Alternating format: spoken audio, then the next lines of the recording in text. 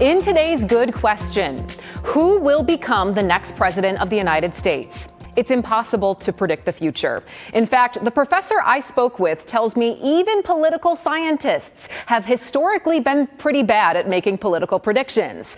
But we can make educated guesses. Dr. Sebastian Lizardo is an associate professor of political science at St. John Fisher University. What or who do you think the race will depend on?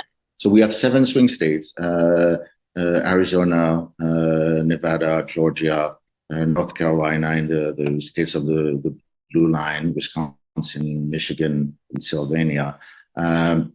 These obviously will matter. These are the states that will determine the election. Pennsylvania in particular. Pennsylvania needs to be out there. So Pennsylvania is a must-win state for President Trump. It's also a must-win state for Vice President Harris, although to a lesser extent. But Pennsylvania is extremely important. He also explained there are 3 key demographics that could mobilize the election: BIPOC voters, middle and upper class women, and young men. Getting African American female voters to the poll is a plus for Vice President Harris. Getting young male with low level of education to the poll is a plus for President Trump. The big question, will they show up at the polls? The silver lining of a polarized polity is the effect on turnout and people's interest in actually expressing their opinion.